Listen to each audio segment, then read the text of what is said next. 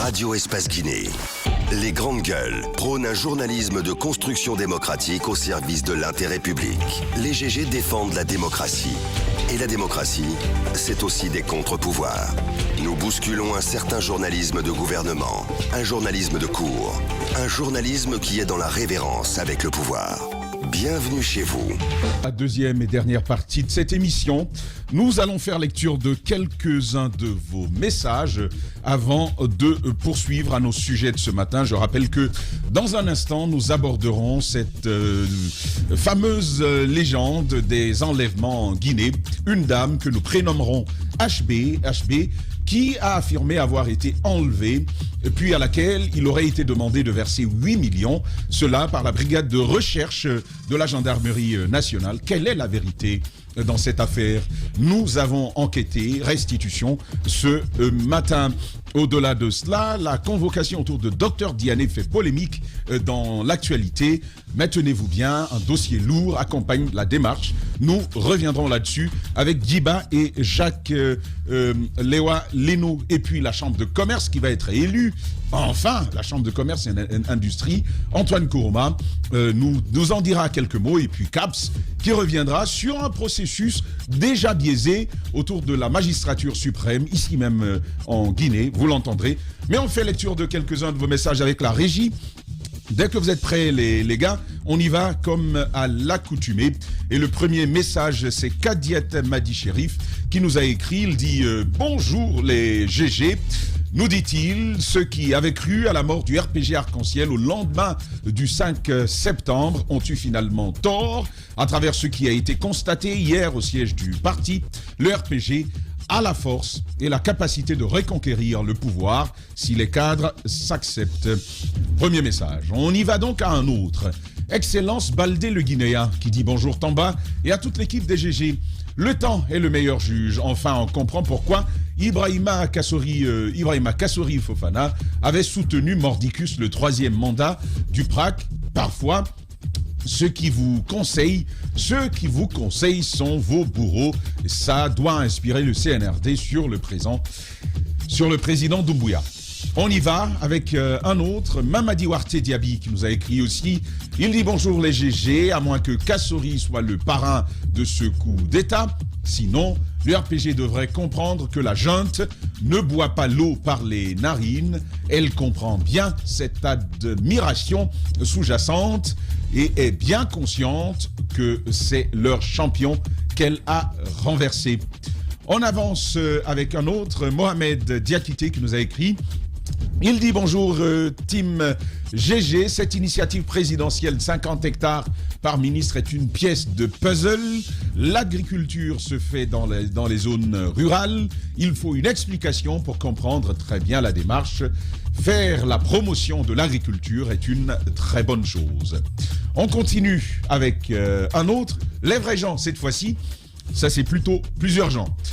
Bonjour les GG, le docteur Kassori est le meilleur choix que le parti pouvait faire, mais avant les élections, je propose qu'on le délivre de ses péchés, détournement, crime économique.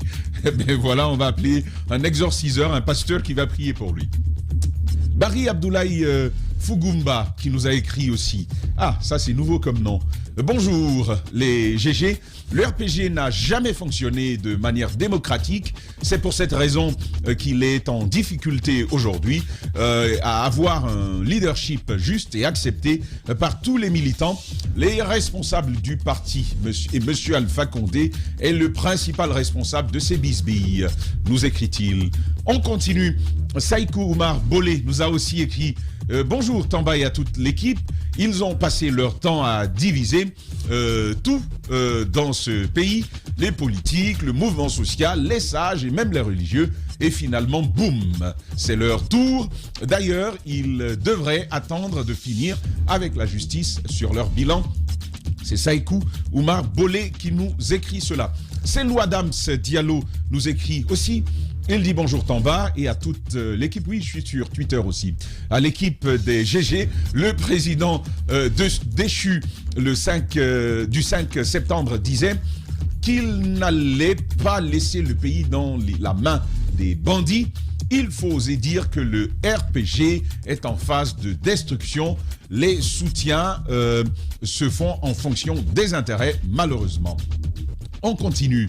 Lecture de quelques messages directement envoyés.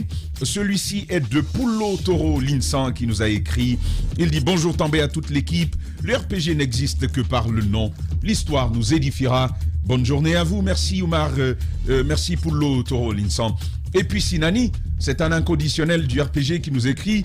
Il dit « Bonjour Tambay à toute l'équipe des GG. » Le RPG est un parti responsable et je suis persuadé que nos responsables arriveront à se comprendre pour l'intérêt supérieur des militants et des sympathisants. Meilleure convalescence à notre guide, le professeur Alpha Condé depuis Dubaï. Il est plutôt à Abu Dhabi. Que Dieu bénisse la Guinée. Et puis Arfa Moussaïa Makadiabi nous écrit aussi. Il dit bonjour Tambay à toute l'équipe. On rentre à l'école pour ne pas redoubler la classe. Bon, monsieur, il faudra que tu nous expliques cela. Arfa Moussaïa Makadiabi, bonne journée à toi. Les gars, on revient donc ici en studio. Daouda, on va enchaîner avec toi. Il y a cette dame que l'on prénomme HB qui a, c'était son actualité les derniers jours. On s'est intéressé au sujet. Elle avait affirmé avoir été enlevée puis retrouvée quelque part avant de se retrouver face à la gendarmerie qui lui aurait demandé de l'argent. Vous avez suivi ce dossier aussi, mon cher Daouda? Oui, effectivement, il faut d'abord commencer par saluer l'ingéniosité de cette dame. Assez ingénieuse parce qu'elle a emballé pratiquement tout le monde. On a vu les réseaux sociaux, notamment Facebook, qui a été emballé dans cette situation. Les interpellations, ça et là, moi, plusieurs fois, comme vous autres d'ailleurs, on m'a même attaqué. Hein, on dit, au lieu de parler de récupération de biens de l'État contre ces loups, parlez-nous des vrais sujets. La dame a été enlevée. Effectivement, quand il y a des postes, on est identifié. Bon, on a interpellé Daouda, on a interpellé Tamba, on a interpellé Jacques, mais ils ne réagissent pas encore. Mais très heureusement, heureusement ou malheureusement, l'affaire se dévoile. C'est qu'elle a été ingénieuse. Elle n'a nullement été kidnappée. Elle a profité d'une situation. Quelqu'un qui dort chez son amant et en cours d'argument pour revenir à la maison, s'invente une histoire à dormir debout qui nous dit que c'est toute une institution qu'on veut salir dans cette situation. J'ai été très merdé hier quand j'ai appris que tout ça n'était qu'un montage d'une femme qui a trompé son mari. D'une femme qui a trompé son mari et qui engage toute une institution dans cela et que les opinions également l'accompagnent. Je crois que nous avons très bien fait. Nous avons eu cette chance de n'en avoir pas parlé à un moment donné parce qu'aujourd'hui, je me demande bien comment on regarderait la gendarmerie nationale. Comment on regarderait la gendarmerie nationale, Jacques? Ensemble, nous sommes allés, on a rencontré les principaux acteurs et on a retour avec vous sur le film de cette situation. Il faut bien expliquer les choses à l'opinion puisque, comme Daouda l'a dit, on a eu une sorte de pression et évidemment, heureusement pour nous, nous avions eu du recul pour voir un peu plus clair dans cette histoire d'enlèvement comme cela avait été présenté. Donc la dame, dans la vidéo qui a circulé, dit, pour résumer, qu'on l'a pris dans un taxi et puis elle s'est retrouvée à un endroit où elle ne connaît pas. Puis finalement, elle va crier à la disparition. Donc on signale sa disparition. La gendarmerie la retrouve, sauf que la gendarmerie lui demande 8 millions de francs guinéens. C'était la version qui avait circulé et qui avait suscité tout ce tollé auquel on a assisté. Donc l'explication qu'on a pu avoir d'elle, parce qu'il faut bien préciser, c'est pas l'explication de la gendarmerie, c'est l'explication de la dame elle-même à la gendarmerie. C'est de dire... Et l'explication de son mari. Je reviendrai sur le cas de son mari parce que j'ai entendu et puis j'ai lu depuis ce matin, oui, kidnapping ou pas, mais peut-être qu'on lui a demandé de l'argent. Je reviendrai sur cette affaire d'argent. La dame donc, d'après ses propres propos, était donc venu à Yembéa, au carrefour de Yembéa, à la demande de son mari pour voir, n'est-ce pas, une boutique que son mari voulait se libérer. En tout cas, si elle était intéressée, elle pouvait tout naturellement continuer à son ami, quoi. À son ami, donner ça à son ami, ou alors si son ami n'était pas intéressé, son mari pouvait céder, n'est-ce pas, la boutique au propriétaire. Et ils viennent, ils y restent jusqu'à 17h. Entre là, elle se sépare avec son ami. De là, elle reçoit un appel de donc son amant pour Nongo, où elle s'est retrouvée. Elle s'y est retrouvée jusque tard la nuit. On commence quand même à l'appeler puisque le monsieur, jusqu'à 20h, ne la voyant pas, commence à appeler, mais n'a pas de retour. Et se renseigne auprès de son amie avec laquelle elle était partie. Celle-ci dit qu'elle s'était séparée avec elle depuis 17h. Donc, elle dit elle-même qu'elle est restée dans un restaurant à Nongo jusqu'à 23h, et c'est là qu'elle va avoir la proposition de son amant de passer le reste de la nuit avec elle. Donc, finalement, elle, d'après ses propres propos, elle a voulu se résister, mais finalement elle finit par succomber. Donc elle fait le voyage avec le monsieur jusqu'au kilomètre 36 où tout naturellement ils vont, n'est-ce pas, passer la nuit. Le lendemain donc, il fallait trouver un prétexte aussi bien pour la famille, mais également pour son époux. Garçon. Parce que durant toute la nuit, on a écouté son mari qui disait c'était comme un décès à la maison, dans les deux familles, dès qu'on a appris que la femme a disparu. Son inquiétude, c'est qu'elle est mère de jumelles. De jumelles. Donc, elle sait. Et finalement, ce qui va se passer, parce que la question qu'on se pose tout naturellement avant que la gendarmerie ne se mette en branle, comment l'opinion va savoir que tout ceci est arrivé. Donc, dans ses propres calculs, elle veut trouver un prétexte. C'est là. Elle fait comment on appelle ça, elle rencontre, n'est-ce pas, un de nos confrères, donc de Guinée Matin, avec qui elle échange, mais je crois qu'elle ne dit pas tout au monsieur, tout naturellement. Elle lui dit qu'elle s'est perdue, donc elle a été prise par des inconnus, elle s'est retrouvée, n'est-ce pas, de ce côté. Notre confrère lui fait la proposition de faire la vidéo. Elle dit, selon ses propres propos encore, qu'elle ne voulait pas de vidéo, elle voulait plutôt faire un audio, et même si on affichait sa photo, mais quand même un audio. Donc notre confrère va dire non, je crois la vidéo, ça va être plus, ça fait plus d'écho. Ça fait plus d'écho. Elle va se livrer donc à cet exercice, elle fait donc cette vidéo, et c'est à partir de là que l'opinion va être informée, mais que son mari aussi va être informé. Son mari donc qui va tout de suite saisir la gendarmerie. La gendarmerie va utiliser un véhicule banalisé pour se mettre, n'est-ce pas, à sa recherche. Mais premier élément, donc le premier élément qui suscite, n'est-ce pas, de doute chez la gendarmerie, on vérifie l'historique donc des appels téléphoniques effectués par la dame. Donc, de 17h, pendant toute la nuit et pendant toute la période qu'elle disait être perdue, avoir été kidnappée, la gendarmerie se rend compte que la dame effectuait des appels. Et donc, des appels d'heure à heure, minute à minute, vers les correspondants qui sont quand même identifiables clairement à travers un répertoire. Donc, la gendarmerie commence à douter. Mais la gendarmerie ne fait pas ses recherches seule. Elle fait des recherches avec son époux qui est avec donc ils vont se retrouver du côté de Bambeto. C'est à partir de Bambeto qu'ils localisent la dame le premier signal du téléphone. Le premier signal du téléphone. Ils finissent finalement par la localiser du côté de 36. Donc ils vont y aller avec un de ses oncles, parce qu'il faut bien préciser ces connexions-là. Si on dit la gendarmerie elle seule, on peut dire la gendarmerie peut avoir fabriqué ça. Mais son époux était là, son oncle était là, ils finissent finalement par trouver la dame du côté du kilomètre 36. Ils reviennent donc à la brigade de recherche d'équipés, où on va procéder aux premières auditions devant son mari, devant n'est-ce pas, son oncle, et donc la dame elle-même elle est là. elle a fini par faire ces aveux qu'il n'y a pas eu de kidnapping, que tout ce qu'elle a raconté dans la vidéo, ce n'était que du faux. Quand même, le haut commandement la prend encore de nouveau pour la ville, et à ce niveau, on procède à une deuxième audition pour voir si au moins elle pouvait confirmer ce qu'elle a dit au niveau de la brigade de recherche. Elle répète exactement la même chose. Nous avons pu voir le mari qui était très gêné et qui a été formel sur l'affaire d'argent.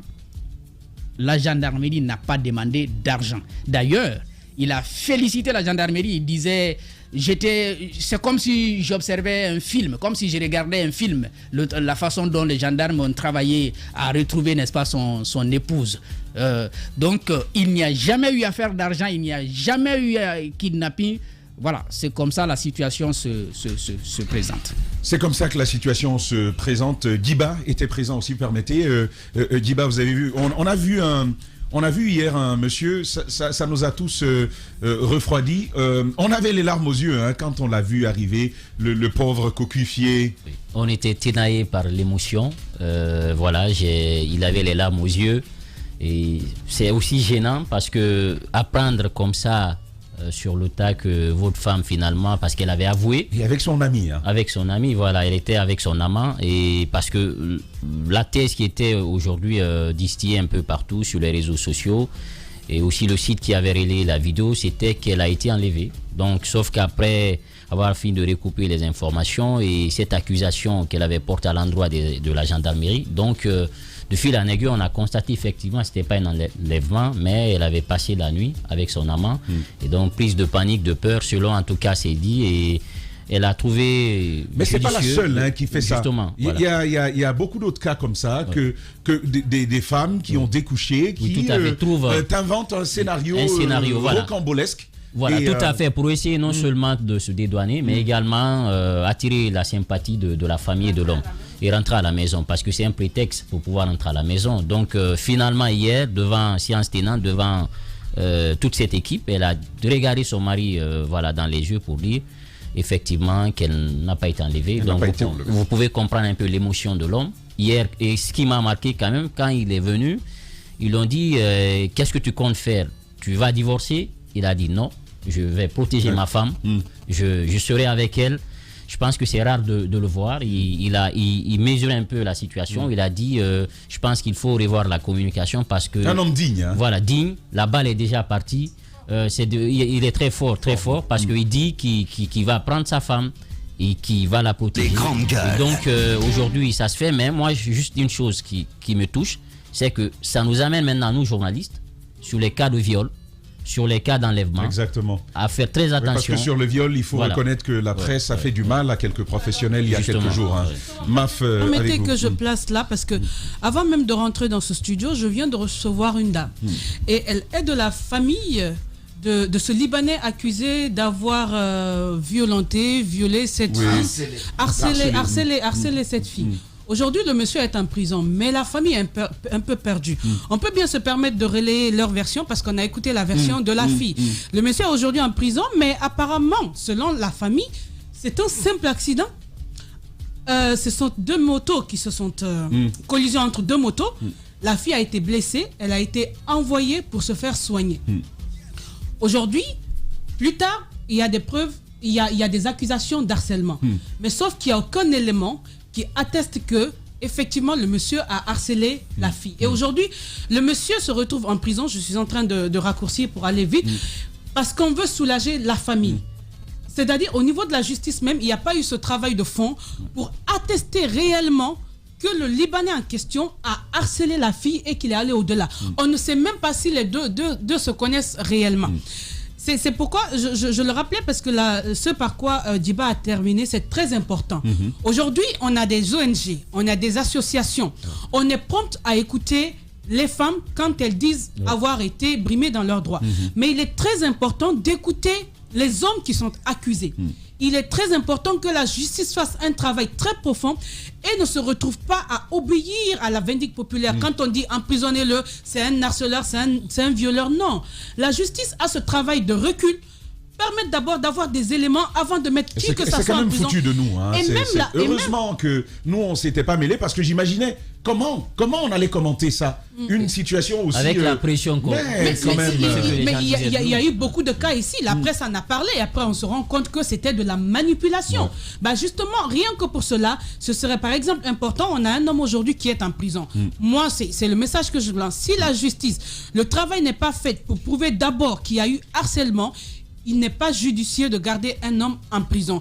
Et au niveau de la presse, il est important aussi d'avoir ce recul. Sinon, les coupables seront présentés comme des victimes et des victimes comme des coupables. Et cette inversion n'est pas notre vocation, Antoine. Tu as suivi ce rendu et certainement aussi la vidéo de départ. Oui, j'espère juste que nos confrères de Guinée Matin vont corriger. Nous, Baldé, je le sais professionnel. Je le sais professionnel. Et je pense qu'à ce niveau, il y a eu des erreurs. Je pense que après avoir recoupé ces informations-là, ils vont certainement corriger parce que la balle est déjà partie. Ce qui s'est passé, c'est qu'on a été manipulé et malheureusement, on a été complice. Non, ils l'ont. Heureusement, on l'a pas. Je parle de nous, on l'a pas fait. Je parle de on parce que c'est la presse. Donc, je pense qu'à ce niveau, il y a eu une manipulation d'un journaliste et j'espère que nos confrères vont corriger cela. Mais ce qu'il faut dire... Mais ce que la femme dit en plus, c'est que c'est à la demande et sur insistance du journaliste qu'elle a fait. C'est ce que je dis. Vous voyez donc... Parce qu'on cherche aussi la... Exactement. Souvent, nous recevons des coups de fil de personnes qui, à distance ou même sous anonymat, nous confient des sujets. Je pense que si on n'était pas assez professionnel, il y a des pièges dans lesquels on serait tombé il y a longtemps. On se serait décrédibilisé de jour en jour parce que nous recevons tous les jours des sujets de ce type. Mais heureusement que très souvent, nous demandons des vérifications, on demande à recouper les informations avant de les diffuser. Et ce qui se passe là, cette dame, elle n'est pas la seule. Il y a eu un cas récemment de Adi Prési qui était en prison. Adi Prési, dont on n'a pas parlé du tout dans ce studio. Libéré finalement, non? Il y a eu du bruit autour aussi. On nous a accusé de ne pas en faire écho, de ne pas en parler, alors qu'une jeune dame est victime d'harcèlement et tout cela. Mais derrière, quand on a suivi le procès et les audios qui ont été diffusés, c'était humiliant. Mieux, c'était un sujet sans intérêt. Sans intérêt. Ça avait un intérêt parce qu'il y avait un monsieur tout de même qui était impliqué. Mais après, elle m'a dit oui. N'est pas n'importe qui. Donc, ce que je veux dire, c'est quoi? C'est qu'on a accusé la presse de n'avoir pas fait écho de cela pour des raisons que j'ignore. Mais heureusement qu'on ne l'a pas fait parce que ce qu'on a entendu au tribunal, c'était pas beau à entendre contre une femme. Pour la dignité de la femme. Contre une femme. Donc c'est pourquoi très souvent, nos dames défenseuses ou défenseurs des droits des femmes ici présentes, quand vous parlez souvent... Dis ça. Antoine, répète ça. Nos dames défenseurs ou défenseuses des droits des femmes. Moussa Hiro n'est pas là ce matin. Ça fout la honte. Oui. Ça fout la honte. Non, mais sérieusement, quand on est en train de tout faire, je suis tellement réjoui. Laisse-moi parler. Attends, elle va se démolir. Vas-y. Sérieusement, ça fout la honte quand on passe toute la journée à défendre les femmes, à dire qu'on est victime de ceci, de cela, et de savoir que ce sont les femmes elles-mêmes qui orchestrent des choses comme ça. Parce que si vous vous souvenez, moi je ne sors jamais de ce cadre humain. On est humain, homme, femme, on peut être victime de quelque chose. C'est pourquoi souvent, même quand je parle des femmes, j'inclus les hommes. Les hommes qui sont victimes aujourd'hui, ce sont des pères de famille. Vous salissez leur nom pour un oui ou pour un non, pour moi c'est indigne. Et donc au moment où les gens, il y a beaucoup de structures aujourd'hui qui se lèvent pour défendre les femmes, il est important qu'on ait des comportements dignes et qu'on ne salisse pas des pères de famille parce que pour nos intérêts personnels. Antoine, 30 secondes. Si je pouvais serrer ma Foudia contre moi, je le ferais ce matin. Parce que là, elle est à côté de toi. Ça n'arrive pas souvent. Parce que là, ouais. je lui fais une accolade. Parce qu'au moins ça vient de sa bouche. Ce n'est pas nous qui parlons, c'est elle qui parle. Parce que très souvent nous le disons ici. Quand on essaie de dire des choses, elle nous attaque avec des mots très durs parfois. Pas mélanger par contre. Donc, il y a eu le projet qu'on a invité dans ce studio. J'ai posé des questions par rapport à cela.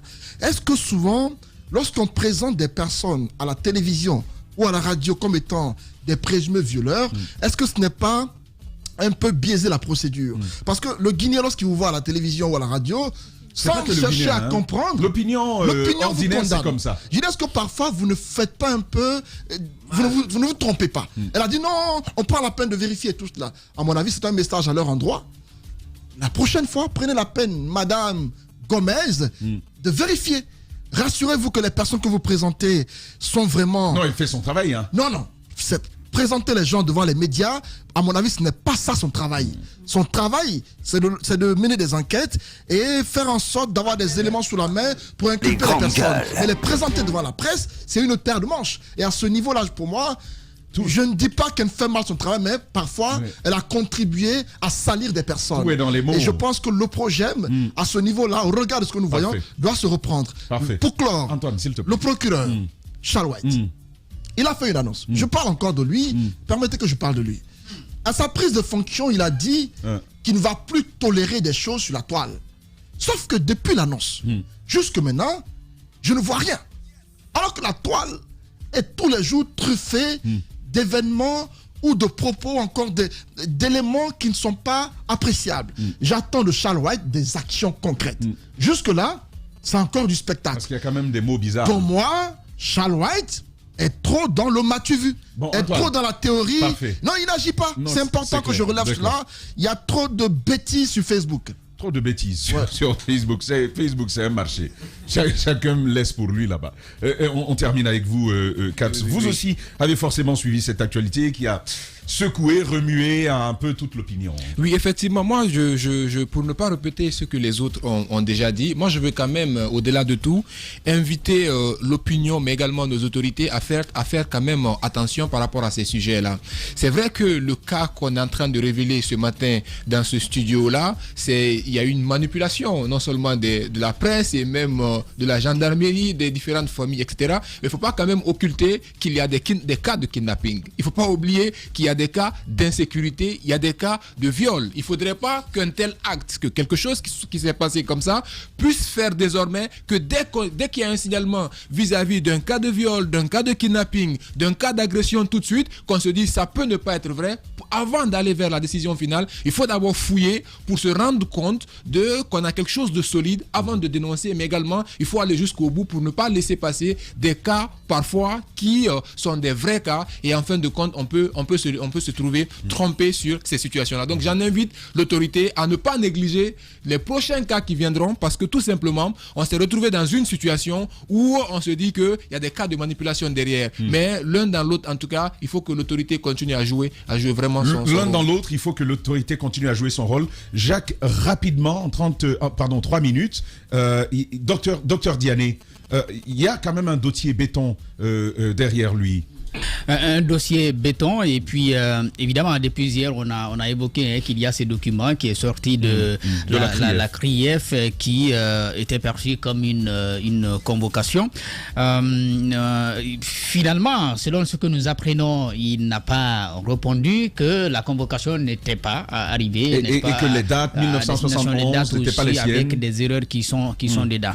Néanmoins, il reste entendu que les faits qui lui sont reprochés porte essentiellement, comme vous l'avez dit, sur la corruption, l'enrichissement illicite et surtout la non-justification des avoirs et puis la complicité aussi. Mais il n'est pas seul.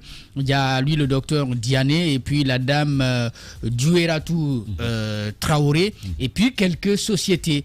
Les sociétés d'Imopa SA, China North Industry Corporation, Hero Commission, Eagle Sky, je crois que c'est ça, et Land System. Toutes ces sociétés, plus le docteur Diané et la dame que je viens de citer, ont donc travaillé, semble-t-il, sur une affaire de vente de munitions. Donc, il s'agit bien des questions. On parle de plusieurs millions de dollars. Plusieurs millions de dollars qui entourent l'affaire. On attend bien sûr dans les jours à venir le traitement qui sera fait de ce dossier du côté de la CRIEF pour pouvoir mieux clarifier les choses. Parfait. Donc un dossier de Dr Diané sur lequel nous reviendrons. Antoine, vous aussi, faites comme Jacques, hein, tribunal du commerce vers des élections. Hein. Pas tribunal, chambre de commerce. Chambre de commerce, pardon. Chambre, je crois il n'y a pas longtemps nous en parlions avec des soucis qu'il y avait au ministère du Commerce, avec la mise en place du patronat unifié où il y avait des personnes qui s'opposaient à cela. Après, on a évoqué le cas de la Chambre de commerce qui tardait à se mettre en place. Et Hier, on a vu ce communiqué du ministère du Commerce et de l'Industrie qui annonce les 16 et 17 mars prochains une assemblée générale pour l'élection du président de la Chambre de commerce. Mais avant cela, il y aura une formation dans ce sens. D'accord. Et c'est une bonne nouvelle, je vais le dire comme ça, parce que sous l'ère Alpha Condé, durant tout le mandat qu'il a passé à la tête de ce pays, on n'a pas été capable de nous doter d'une telle instance. Et aujourd'hui, je pense qu'avec les nouvelles autorités, ce sont les personnes les mieux placées pour agir dans ce sens, parce qu'à l'époque, on disait que c'était politique, et le patronat également. Les commerçants étaient divisés en différentes parties, l'une accusée de soutenir l'opposition, l'autre la mouvance présidentielle. Donc le commerce même était politisé. Donc si aujourd'hui ce sont les militaires qui sont au pouvoir, ou encore c'est une entité neutre, ou censée être neutre qui est au pouvoir, on s'est dit qu'elle est la seule habilitée aujourd'hui, capable de pouvoir nous doter de cela. Et si c'est annoncé, je ne crois pas qu'il y ait des personnes qui puissent s'y opposer pour des raisons quelconques, à moins que le ministre, dans ses actions, ne pose des actes plus ou moins normaux. Et donc, à ce niveau, je me dis que c'est à saluer. Ça fait des années que nous réclamons la mise en place de cette chambre de commerce. Là, si l'annonce est faite, c'est louable cela, et on espère que le 17 ou le 16 prochain, le président élu de la Chambre de commerce nationale sera l'émanation de tous les commerçants guinéens. Parfait. Défendre les intérêts des commerçants et de l'industrie, mais aussi servir d'interface avec l'État. Voilà qui est une belle chose, une belle avancée.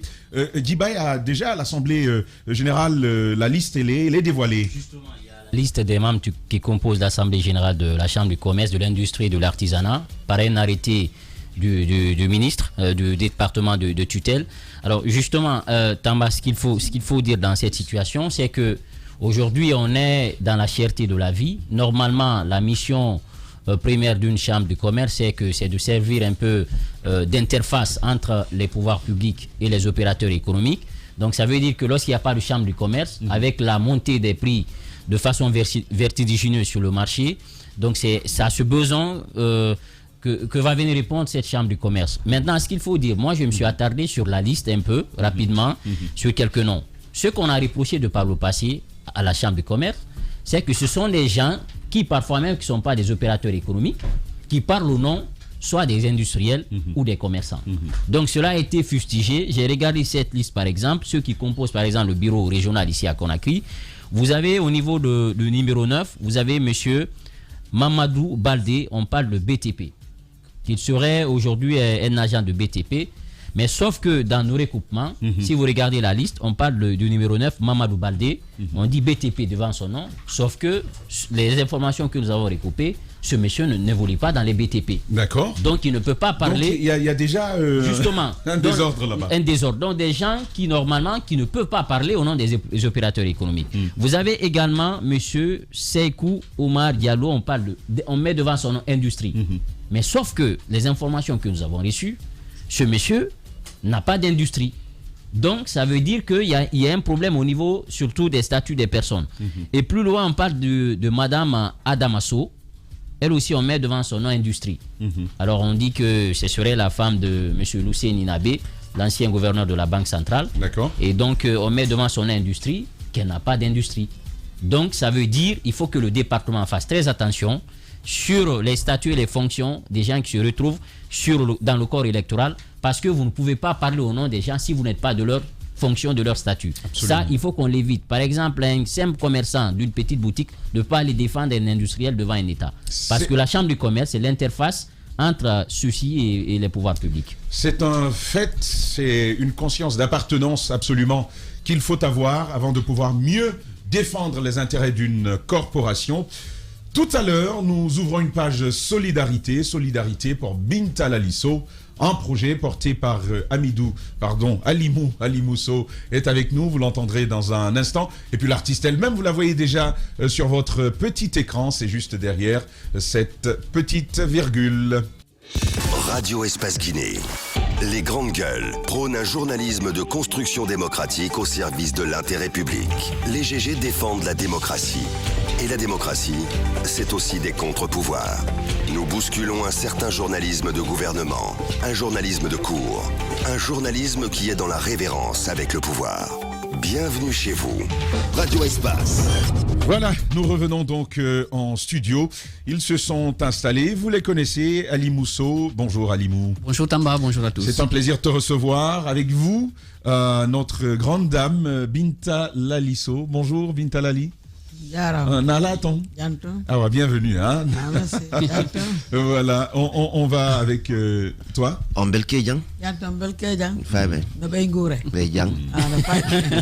Kabakuru dit que parler pour là, c'est pas difficile. Il faut juste du Diang.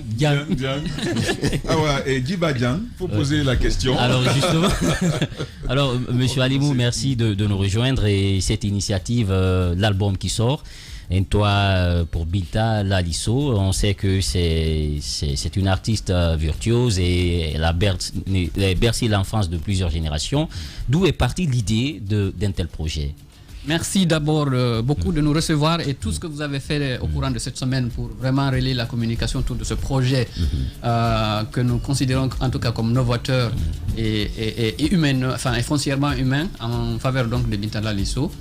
Ce projet, on l'a lancé, quand je dis on, c'est moi-même et Ablaye Sadio Diallo, mais également appuyé par d'autres personnes, y compris le patron d'ici, Lamine Guirassi, depuis donc fin 2020, afin de venir en aide donc cette icône de la musique guinéenne qui a vraiment fait une contribution, comme on l'a dit et répété, inestimable à la culture de la Guinée, à la musique traditionnelle guinéenne, mais à la musique traditionnelle africaine tout court.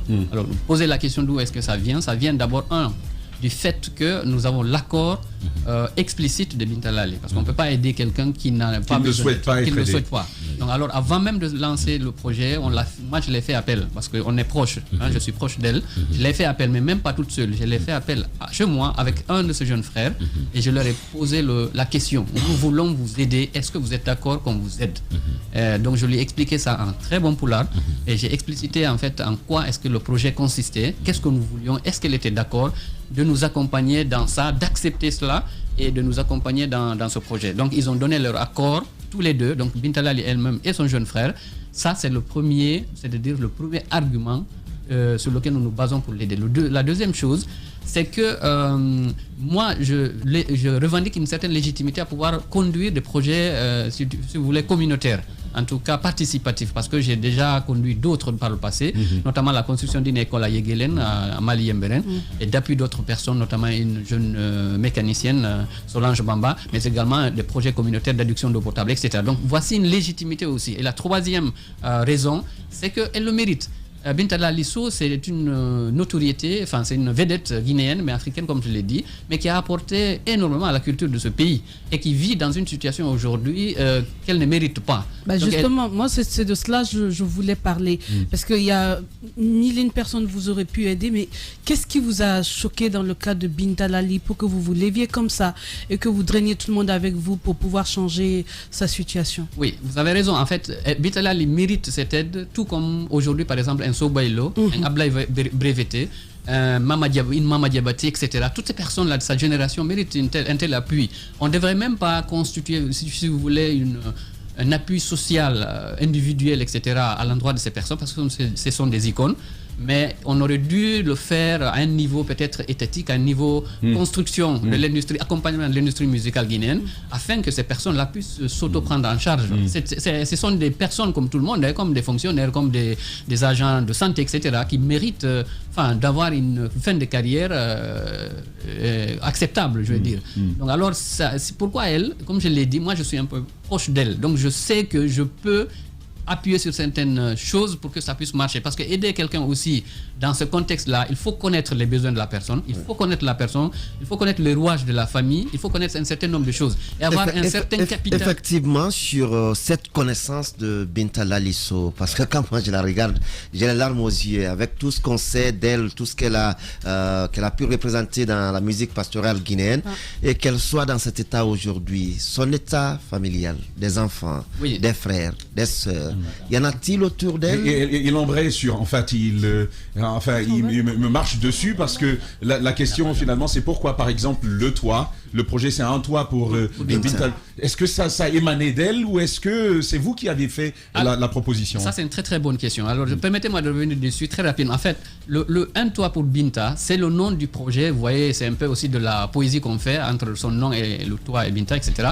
Mais en fait, le projet s'intitule ainsi, mais c'est un projet en fait qui vise à trouver une source de revenus durable à Binta Lali. J'insiste sur le mot durable. Parce qu'en fait... Parce que c'était ma préoccupation finalement. Ouais, voilà. Ça, j'insiste dessus parce que Binta Lali a eu de l'argent de par le passé. On lui a donné même des biens, je vais dire, des véhicules. Mais c'est comme c'est une personne extrêmement généreuse, elle finit par revendre ces biens-là. Et donc, on aurait pu monter un projet pour collecter de l'argent et lui donner. Mais moi, je sais qu'elle va donner cet argent, elle va le dépenser. Et donc, il n'y a pas de durabilité. C'est pourquoi nous avons pensé donc à mettre en place ce projet pour trouver une activité génératrice de revenus en sa faveur. On a réfléchi à beaucoup d'activités. On a réfléchi dans un premier temps à de la restauration. On a dit que c'est difficile à gérer, elle ne peut pas le faire. On a réfléchi à du maraîchage combiné à de l'agriculture domestique. Dans son village à Wulung, à Bourwal Sonking, mais elle est entre Conakry, Télimélé, elle vit partout, elle est mobile, donc elle ne peut pas gérer ça également. Finalement, on est tombé d'accord sur un projet immobilier, c'est-à-dire qui va consister à construire 3 appartements, acheter donc une parcelle à Conakry, construire 3 appartements, réserver un appartement pour elle parce qu'elle n'a pas de toit, pour en faire son toit, d'où le nom donc du projet Un toit pour Binta. Et les 2 autres appartements vont être mis en location. À loger des gens et à recueillir des Exactement. Des donc avoirs. Les frais de loyer lui seront reversés tant qu'elle vit. D'accord. Mais la famille... Voilà, donc pour revenir peut-être sur la famille, en fait, Binta Lali, vous le savez probablement, elle est née en 1945 dans ce qui correspond aujourd'hui à la préfecture de Télimélé. Avant, ça c'était dans le Labé. Dans les années 80, je pense que ça a été érigé en préfecture, etc. Elle est veuve aujourd'hui. Elle a été mère de 4 enfants, mais qui ne sont pas en vie, malheureusement, qui ne sont pas en vie. Mais elle élève beaucoup d'enfants. Elle a élevé beaucoup. Parce que, comme elle est généreuse, elle est simple, elle est sociable, on finit par lui donner ou confier des enfants. Elle a beaucoup d'homonymes qui s'appellent Binta. Donc tu vas avoir Binta Bobo, Binta Ndiano, Binta Toussouk, etc. autour d'elle, puisqu'on lui donne ça. Et du coup, elle a sous sa responsabilité plusieurs personnes qui constituent ses enfants, elle les aime, elle les adore. Et elle les nourrit, elle les vêtit, elle les habille parfois. Et donc, c'est devenu quand même une espèce de fardeau pour elle, puisqu'elle ne sait faire que chanter. Elle n'est que dans la musique depuis vraiment l'âge de 13 ans. Elle a commencé à chanter à l'âge de 13-14 ans. Et donc, on espère qu'elle va nous faire un petit bout. Un petit bout tout à l'heure. Mais Caps qui souhaitait poser une question. La question, vous défendez un projet très noble et ce qui est un toit pour Binta. Donc vous disiez tout de suite que vous faites 3 appartements. Oui. Un appartement pour son logement personnel et les 2 autres qui seront une sorte d'activité génératrice de revenus pour elle. Et est-ce qu'on peut avoir une idée aujourd'hui du coût de ce que du lieu, du coût, d'éventuels partenaires, accompagnateurs sur le projet, à part nous quoi. Alors le projet justement il a 2 volets. Il y a un volet, une approche musicale. C'est-à-dire que nous avons utilisé l'artiste puisqu'elle sait chanter et danser, on touche du bois encore. On l'a utilisé pour composer un mini-album de 7 titres, d'ailleurs qui va donc sortir demain. D'accord. Et qui va être vendu à un prix spécial. On va revenir si vous voulez sur le prix du ticket. Et aussi, ça c'est le volet musical. Et il y a un volet, comme on appelle, plaidoyer. Donc nous allons vers des mécènes, vers des personnes, des personnalités, des entreprises, etc. Pour leur dire, voici un projet que nous pensons novateur, humanitaire. Est-ce que vous pouvez nous aider? Donc, et aussi demander aux gens à contribuer, tous ceux qui peuvent contribuer. 100 000, c'est pas petit, 100 millions n'est pas grand. Ils ne sont pas grands. Donc voilà, on fait ça. Pour le faire en même temps sur les contributions volontaires, comment ça se fait? Vous avez un OM, tout à il y a une plateforme, qu'est-ce qui est prévu? On a un numéro OM, mais on va revenir, je pense, dessus. Mais je vais répondre, si vous permettez, à la question. Très vite, c'est pourquoi on met tout en même temps. D'accord. Donc, on veut construire cette maison dans l'agglomération de Conakry. C'est important le mot agglomération, parce que Conakry, le Grand Conakry, c'est large.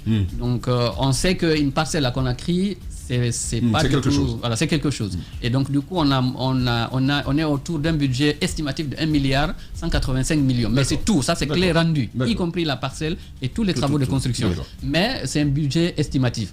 Donc on pourra faire moins que ça, on pourra faire plus que ça en fonction des contributions qu'on aura. Absolument. Mais le plus important, le plus utile, le plus pressant, c'est avoir la parcelle. Des numéros? pour contribuer volontairement? Oui, des numéros pour contribuer volontairement. En fait, d'abord, on peut nous contacter directement. Moi, on peut me contacter à travers mes propres comptes. Mais également, on peut contacter mes collègues Ablaye Sadio, par exemple. Bon, je vous laisse trouver ça. Guiba, oui, voilà, parce que je ne l'ai pas en tête, mais je vais dire... Une question quand même à l'artiste. Alors, Nena Binta, ibe walita de wande fi no consermo la toro si buri hebi ke be darana on sudu kono ma don ko ma kon be wombe walita de on e be wombe ekutuden do bimbe o wawmi yewtude on ko miɗo weltani Allah miɗo weltani miɗo weltani on journaliste ɓe wonɓe e tambitade eɗen jenti ñande o ñande wonɗon e yewtude ka radio e ko wonɗon e wadde ka télécom fof kala ko wonde wadde ko fof eɗen jenti aray e hoore ɗum no weltaniɓe kamɓe memminɓe ɗum ɓen ha fewni fewno ɗo e kala bambo ɓe juuɗe ittiba maɓɓe wano kanko Alimou Sow e Abdoulaye Sadio Lamine Girassi e kala journaliste ɓe wonɓe e radio espace ɗo onon wonɓe goldoɗo ɓen fof no weltani o kala kadi journaliste wonɓe e nder laggine ɓen fof kadi no weltani no weltani noon jama wonɓe e tambitade fi yoɓe tambitolan on ɓe ɓeyda tambita gollan fi no mi wuɗa gurdam moƴƴa ha ñande Allah ƴettitima ay tagaɗo o andi hoore makko ko ha wona ko woni ko haray ɗum ɗon kandi. Donc c'est les remerciements pour l'initiative, tous ceux qui ont accompagné cette initiative, Alimou, toute son équipe, Lamine, et également ce soutien parce que c'est juste, voilà, on est appelé un jour à quitter cette vie, ce monde si bas, donc elle dit c'est un appui. Moi je danse déjà. Voilà. Alimou, peut-être les numéros.